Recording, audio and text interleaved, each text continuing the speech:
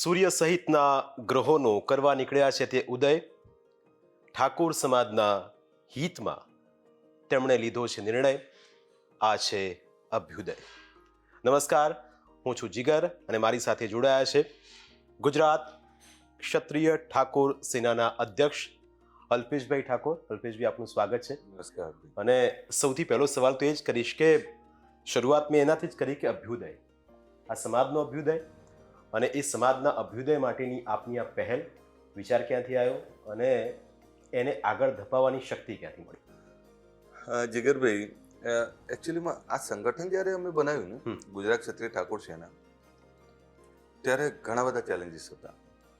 અને એક વિચાર મૂકવો કે સમાજ આટલો બધો પાછળ કેમ છે, તો એનું મંથન થયું. મંથન થયા પછી 2-3 મુદ્દાઓ ઉપર અમે આગળ વધવાનું કામ નક્કી કર્યું. આ 15 વર્ષ પહેલાની વાત કરું છું. બિલકુલ. આ સમાજમાં વ્યસનો ચરમસીમાએ હતા. એટલે તમારે વ્યસન ફેશન બની ગયેલી ને વ્યસન કરતો માણસ, એટલે આમાં અહીંયા કોઈ શરમ જેવું બચ્યું જ નથી. આ સમાજમાં વ્યસનોના કારણે નવવિવાહ યુવાનો જવાનીમાં ગુમાયા, દીકરીઓ વિધવા થઈ, બાળકો અનાથ થયા, મા બાપ નિરાધાર થયા, ક્યાંક મહામૂલી જમીનો કોઈ ચીટિંગ કરી લઈ ગયું. એટલે ઘણી બધી તકલીફોમાં સમાજ હતો. બીજો મુદ્દો એ હતો કે સમાજમાં વ્યસનો દૂર થાય તો જ કંઈક આગળ બીજું કરી શકાય.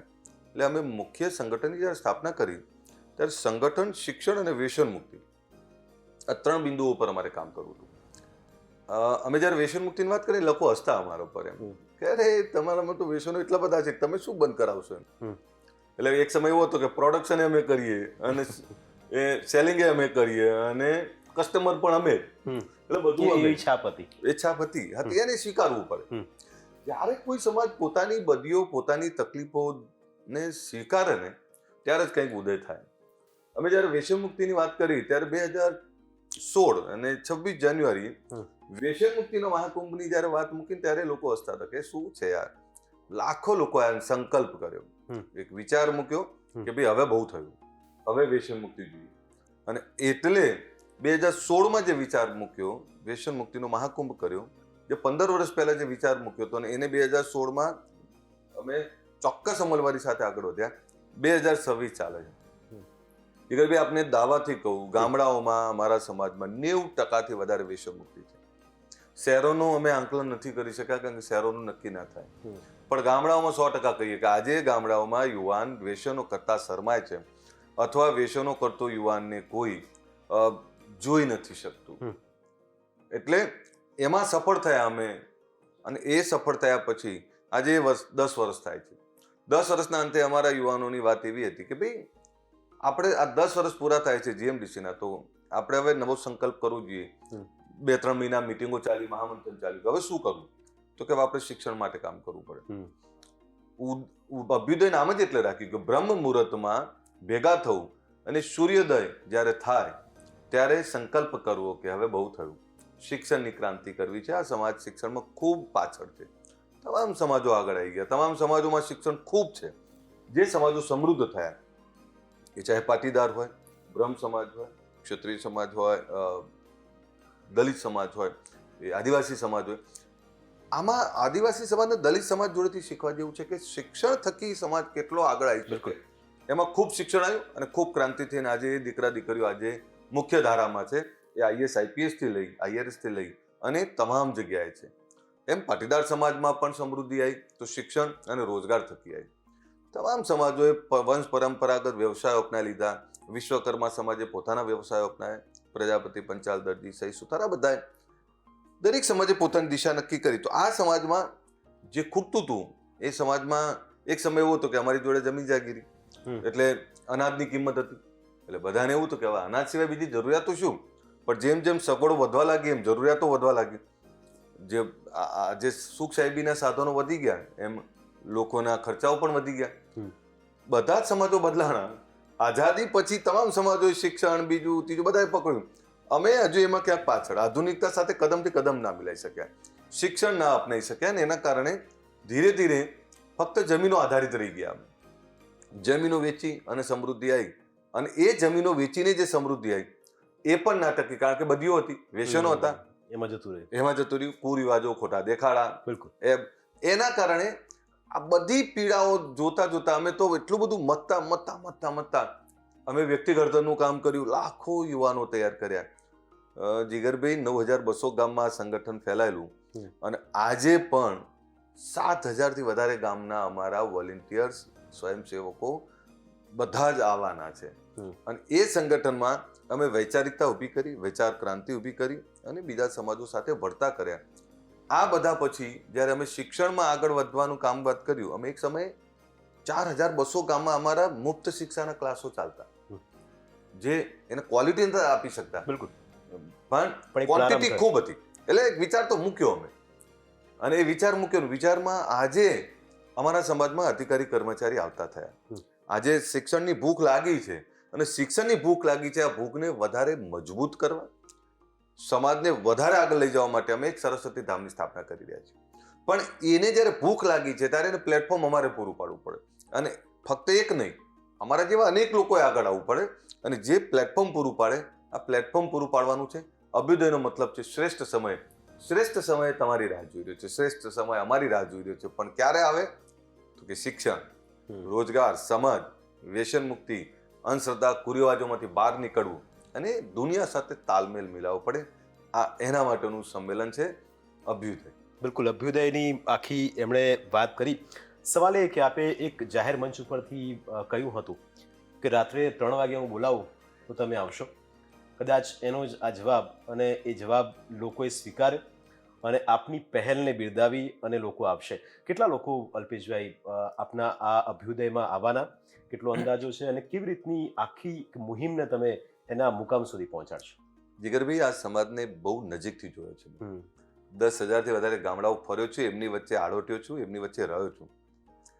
અમારો સમાજ છે ને આમ બહુ ભોળો, પ્રેમથી માગો તો માથું આપી દે. એટલે ટણીવાળો સમાજ, રીસામણો સમાજ.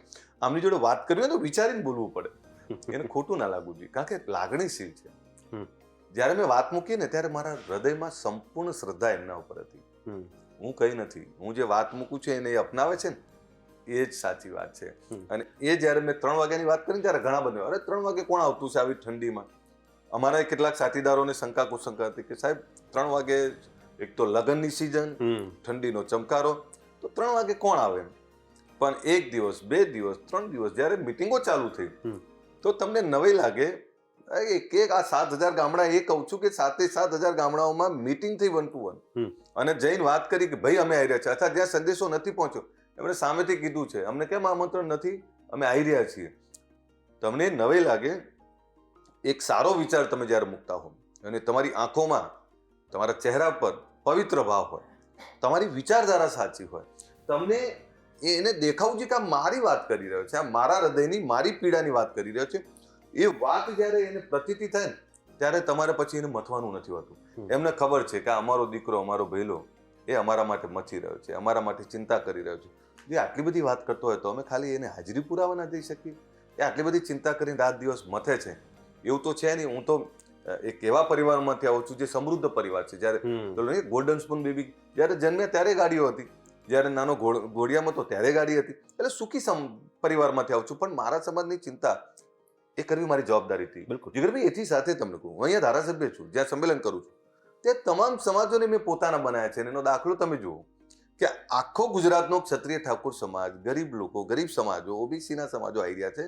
અને એની વ્યવસ્થા કોણ કરશે જમવા નાસ્તાની? તો પાટીદારોએ કીધું કે ભાઈ આ સમાજ આવી રહ્યો છે, આને જરૂર છે, અમે કહીએ છીએ. તો એમણે પાટીદારોએ ત્યાં જમવા નાસ્તાની વ્યવસ્થા કરી. ત્યાં દરબાર સમાજ એવું કીધું કે ભાઈ ના, અમારે કરવી છે. ચૌધરી સમાજને એવું કહ્યું કે અમારા સ્ટોલ લાગશે, અમે પણ વ્યવસ્થા કરી રહ્યા છીએ. અરે રબારી સમાજે તો એ દિવસે દૂધ નહીં ભરાય અને એનું ચોખ્ખું ગાય ભેંસનું દૂધ અને એની ચોખ્ખા ઘીની, ચોખ્ખા દૂધની ચા અને ચોખ્ખા દૂધની એને પેલું ડ્રાયફ્રૂટ વાળો દૂધ મલાઈ વાળું પીવરાવું, એનું નક્કી કર્યું અમારા ત્યાંથી. સાહેબ, બ્રહ્મ સમાજ, તમામ સમાજો આવી રહ્યા છે. એનો મતલબ એ છે કે તમે સારું કામ કરી રહ્યા છો, બિલકુલ સાચું કામ કરી રહ્યા છો. એ એના માટે આવી રહ્યા છે. ત્યારે મને ભરોસો હતો મારા સમાજ ઉપર. જ્યારે મેં કોલ આપ્યો ને, આ પહેલો કોલ નથી. તમે જુઓ તો ખરા, 2010 અને 2010 થી આજે 2025, જ્યારે મેં કોલ આપ્યો ત્યારે ઉઘાડા પગે આવ્યા છે. મને ક્યારે એકલો નહીં રહેવા દીધો. મેં જ્યારે પૂછ્યું જો હું એકલો ના પડજો, ત્યારે કીધું તું શું ચિંતા કરે છે, તું સારું કામ કરે છે ને, સાહેબ 15 વર્ષ એક સંગઠન ચલાવું, એક ધારું ચલાવું, અને એના એ જ સાથીદારો 90-95% હોય, 2-5% અમારા લોકો ક્યાંક વિચલિત થયા હશે, પણ એના એ જ લોકો મથી રહ્યા છે. અરે પરમાત્મા મદદ કરે છે. મારી ભૂખ છે, જેમ બધા જ સમાજના દીકરા દીકરીઓ આગળ આવ્યા, બિલકુલ બધા જ સમાજના દીકરા દીકરીઓ જ્યારે આઈએસ આઈપીએસ બેઠા હોય, નેમ પ્લેટ વાંચું ત્યારે સલામ મારું છું, ત્યારે મારી એક લાલસા તો છે, ત્યાં ઠાકોર લખેલી, ક્ષત્રિય ઠાકોર લખેલી મારી દીકરી ડીએસપી કે કલેક્ટર બેઠો હોય એટલે એને સલામ મારતો હોય ને, એ સપનું તો મારું છે. બિલકુલ. એટલે અલ્પેશભાઈની આ વાત બીજું એક ખાસ કહીશ કે અલ્પેશભાઈ સમાજના દીકરા અને દીકરીઓને સાહેબ બનાવવા માગે છે, પણ આપને એ કહું કે અલ્પેશભાઈને સમાજના લોકો સાહેબ કહે છે. સાહેબ એટલા માટે કહે છે કે તેમણે હંમેશા સમાજના ઉત્થાનની વાત કરી, દીકરા દીકરીની વાત કરી. આપે એક વાત કરી કે તમામ સમાજના લોકો સમર્થનમાં આવ્યા છે.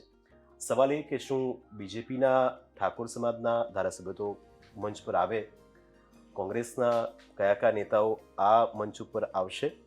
વિક્રમ ઠાકોર એક મોટો ચહેરો છે આપના સમાજનો, અને એ પણ એક પોતાની એક અલગ છબી એમણે બનાવી છે. શું આ મંચ ઉપર આપણને આ તમામ સમાજના લોકો, આપના સમાજના લોકો જોવા મળશે? જીગરભાઈ, આ ખુલ્લું આમંત્રણ છે, સમાજનો મેળાવડો છે, તમામ લોકોને ખુલ્લું આમંત્રણ છે. મેં હમણાં જ આપને કહ્યું કે જે 7,000 ગામડાઓમાં 1-to-1 બેઠકો થઈ, ત્યારે જે લોકોને સુધી નથી પહોંચી શક્યા, તો એ લોકોએ ફોન કરીને એવું કીધું, ભાઈ આ સમાજ ભેગો થઈ રહ્યો છે, અમે આવી રહ્યા છીએ, તમે અમારી રાહ જોજો, અમે આવી રહ્યા છીએ. એમ તમામ લોકોને સામાજિક ચિંતા માટે, રાજકીય વિચારધારાઓ, રાજકીય પક્ષાપક્ષીથી પર રહી સમાજની ચિંતા કરવા માટે બધાને આમંત્રણ આપ્યું છે.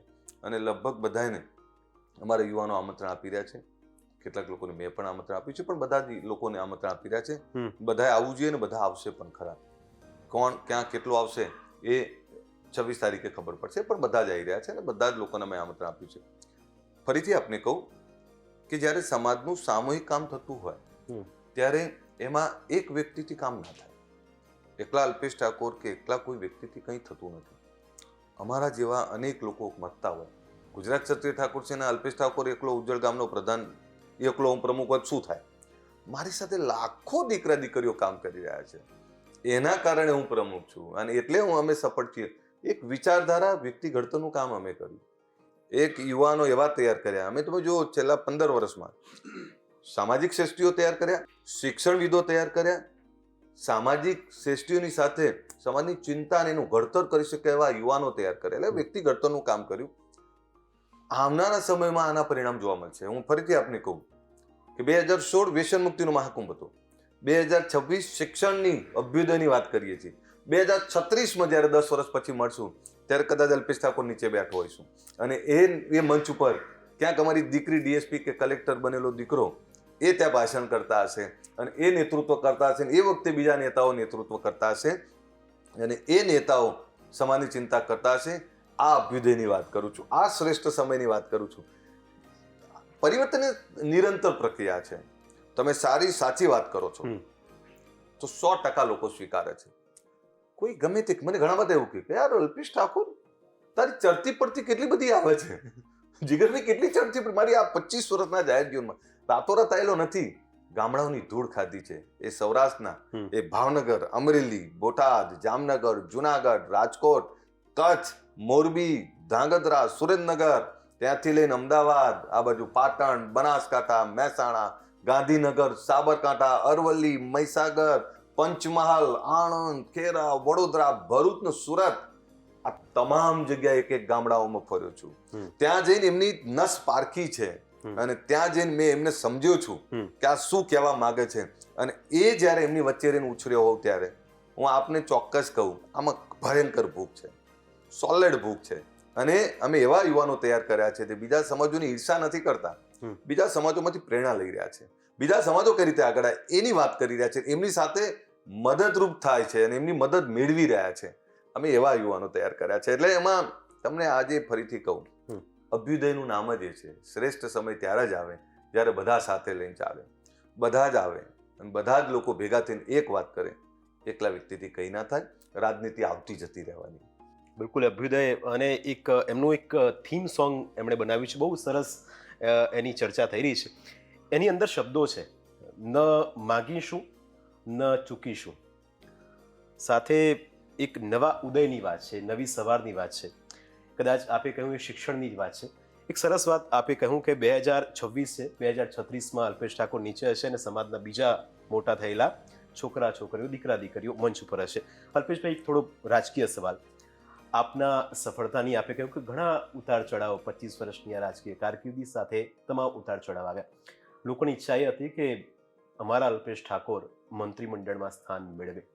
ન મળ્યું અને એક ચર્ચા એ પણ થઈ.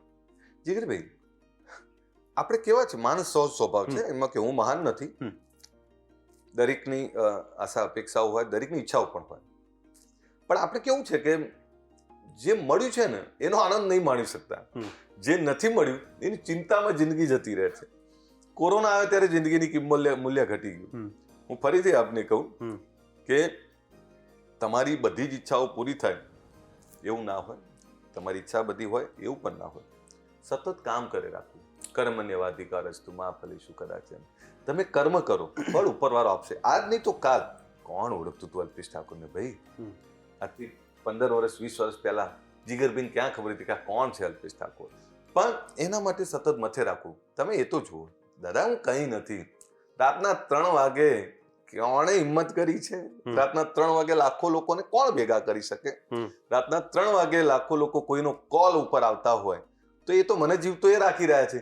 અને જેના હામી આવા લાખો લોકો હોય એને ચિંતા ના કરવાની હોય. આજ નહીં તો કાલ, કાલ નહીં તો પરમ દિવસે. આજ છોટા છૂટ ગયા, કાલ બડા લે લેંગે. તમે સમજો વિષય. હું ફરીથી કહું, તમે મેદાનમાં પૂછજો ત્યાં કે ભાઈ તમને ભાડું કોણે આપ્યું છે, તમને પાણી કોઈ પીવડાવ્યું છે, તો ના પાડશે. કારણ કે સ્વયં પોતાના ખર્ચે લોકો આવી રહ્યા છે. અને જ્યારે પોતાના ખર્ચે આવતા હોય ત્યારે એ જ લોકો ક્રાંતિ કરે. હંમેશા ઇતિહાસ સાક્ષી છે. ભૂખ્યા અને પીડિત લોકોએ જ ક્રાંતિ કરી છે. તો આમની ભૂખ અને આમની પીડા એ ક્રાંતિ તરફ આગળ લઈ જઈ રહી છે. એટલે તમે ચિંતા ના કરો. જે લોકોને અમારા મૂક્યા છે, આ સંગઠનની સફળતા તો છે કે અમારા સંગઠનનો પ્રદેશ ઉપપ્રમુખ આજે મંત્રી બની બેઠા છે. અમારા સંગઠનમાંથી આવેલા આજે ધારાસભ્યો છે, MP, MLA કેટલા બધા બનાવ્યા, તાલુકા, જિલ્લા પંચાયત, સરપંચો, કેટલું બધું નેતૃત્વ આપ્યું. એટલે એ અમારી સફળતા જ છે. એમાં હું કદાચ કાલે ના હોઉં, પણ અમારા સંગઠનમાં કામ કરનારા સારા શ્રેષ્ઠ લોકો એ આ લોકોની ચિંતા કરતા હોય. આ તો વિચારધારા છે. હું નહીં તું સહી, તું નહીં ઓર સહી. આ તો છે. બિલકુલ. એક બીજો પ્રશ્ન. વાત નીકળી છે ગાંધીનગર દક્ષિણથી આપ ધારાસભ્ય છો. આપને લાગે છે કે રાધનપુરથી અલ્પેશ ઠાકોર ઉતર્યા હોત મેદાનમાં તો કદાચ આજે એના પરિણામો મીઠા હોત? જો દારૂ ધણીનું થાય જીગરભાઈ. આપણે મગજમાં ઘણા બધા મને એવું કે તને આટલો બધો આનંદ કેમ છે, આટલો બધો ખુશ કેમ રહે છે? ખુશ એટલે રહું છું કે મને લાખો લોકો પ્રેમ કરે છે. આ જો દેશ ઓળખે છે અને દેશની સાથે એક ગરીબ ગામડામાં રહેલી મારી માં એવું કહે છે કે દીકરા ચિંતા ના કરતો, હું તારી જોડે છું. એ ભલે આવી નહીં શકતી પણ બેઠી બેઠી આમાં હાથ તો કરે જ છે. તો એનો આનંદ છે. અને બીજું હજુ એ ફરીથી કહું, જાહેર જીવનમાં ધારેલું બધાનું થતું હોય એવું નથી હોતું, પણ ધાર્યું ધણીનું થાય છે. મહેનત કરે રાખો. મેં પહેલા જ કહ્યું ને, કર્મણ્યવાધિકાર હસ્તે. કર્મ કરે જાઓ, ફળની ચિંતા ના કરશો, એ આપશે. હું ફરીથી તમને કહું કે આ લોકોએ મને બહુ આપ્યું છે. ઘણા બધા એવું કે તું રાત દિવસ આ લોકો માટે કેમ મથે? હું જે વિધાનસભામાંથી ગાંધીનગર દક્ષિણમાં ધારાસભ્ય છું, ત્યાં તમામ સમાજો છે. ત્યાંનો પાટીદાર મને પ્રેમ કરે છે, ત્યાંનો રબારી ભરવાડ મને પ્રેમ કરે છે, ત્યાંનો દલિત મને પ્રેમ કરે છે. સાહેબ મને હું એ સમાજની વાત કરું છું કે જેના આ વખતે મારા પર ભરોસો કરીને અમને વોટ વધારે આપ્યા છે. આજે ત્યાંનો પ્રજાપતિ મને પોતાનો દીકરો માને છે. ઠાકોરની ચિંતા કરું એ વર્ગમાંથી આવું છું. દરબાર એવું છે કે આપણો ભયલો છે. તમે સાહેબ દરજી સહી સુથાર હિન્દી ભાષી એવું કહે છે કે નહીં આ આપણો છે.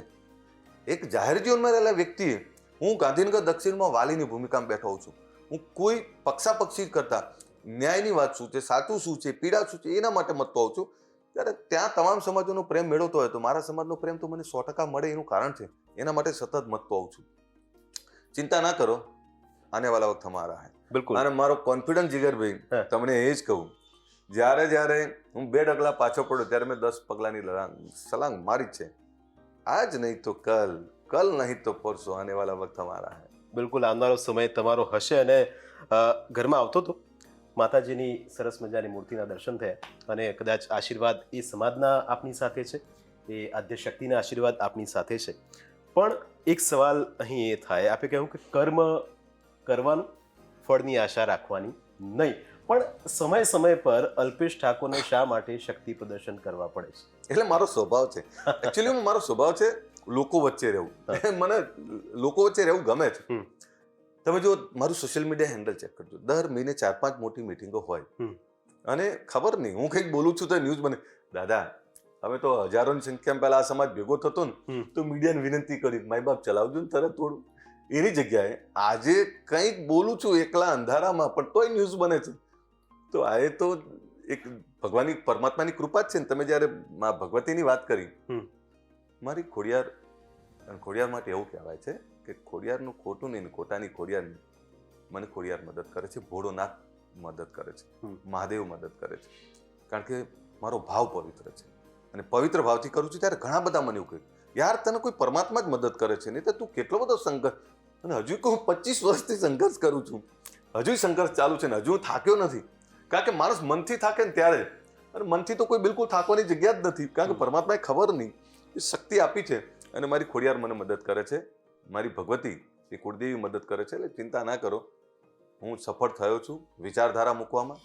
અને એ વિચારધારા વિશ્વ મુક્તિની, શિક્ષણની, સમાજની એકતાની, સમાજના ભાઈચારાની આ વિચારધારા મૂકી છે.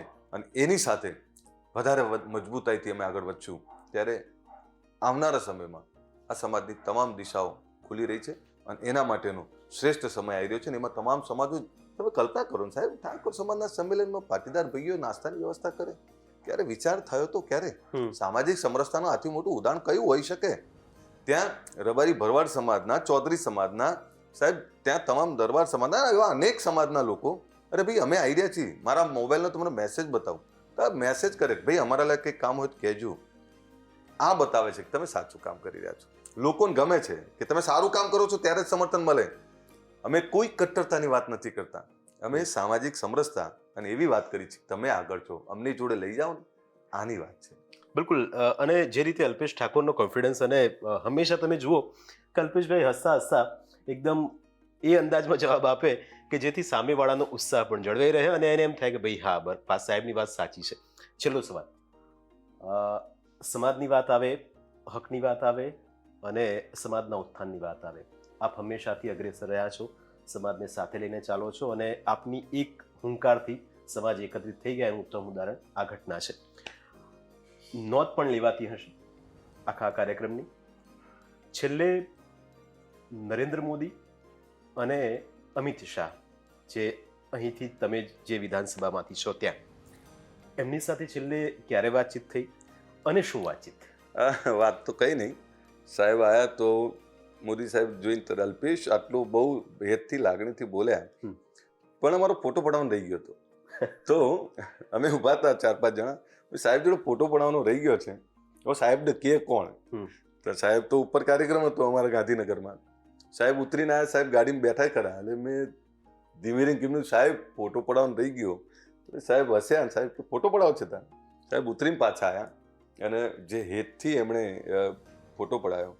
અમિતભાઈ સાહેબ આવ્યા ત્યારે અમિતભાઈ સાહેબની એક, સાહેબ તો ઉંમર મારાથી મોટા છે, કારણ કે મને ભલે 10 વાર અલ્પેશ કહેતા હશે, પણ સાહેબનું મેં એક જોયું કે સાહેબ જ્યારે ભાષણ કરતા હોય, જ્યારે સ્પીચ આપતા હોય અમિતભાઈ સાહેબ, ત્યારે અલ્પેશજી સંબોધન કરે છે અને જ્યારે મળે ત્યારે પ્રેમથી મળે છે.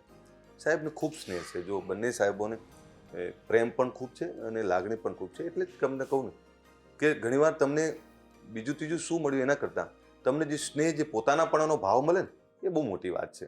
એટલે હમણાં બંને એને મળવાનું થયું, સહજ વાતો બહુ.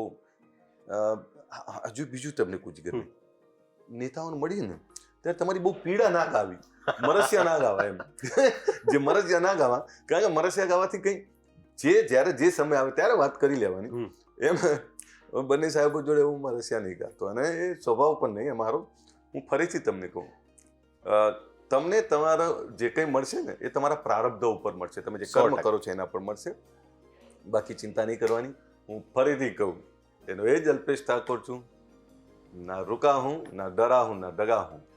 એ જ અલ્પેશ ઠાકોર લડ્યો છું. અને જ્યારે વાત મૂકું છું ત્યારે છાતી ખોલીને વાત મૂકું છું, ઈમાનદારીથી વાત મૂકું છું. છેલ્લે કહી દઉં આપને કે આ સમાજમાં પણ મેં ક્યારેક કહ્યું હતું કે જ્યારે એવું લાગે કે કોઈ મારા જેવા 32 લક્ષણાનો ભોગ આપવાથી સમાજનું ઉત્થાન થતું હોય, પહેલું મને એકલાને જ કહેજો, હું મારો ભોગ આપવા તૈયાર છું. જ્યારે જ્યારે સમાજની કોઈ હાકલ થાય, જ્યારે જ્યારે ગરીબ લોકોની કોઈ હાકલ થાય કે અમારા માટે તું આ કર, તો હું હંમેશા બોલતો હોઉં છું.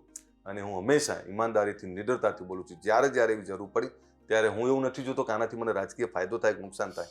હું એ જ વાત મૂકું છું કે જે મને એવું લાગે છે કે આ સાચી વાત છે, કે મારે બોલવી જોઈએ, અને બોલું જ છું. હું ક્યારે ચૂપ નહીં રહ્યો. એટલે જ હું ઘણીવાર ક્રિટિસાઇઝ, એટલે ઘણીવાર લોકો એવું કહે છે તમે કેમ બોલી શકો?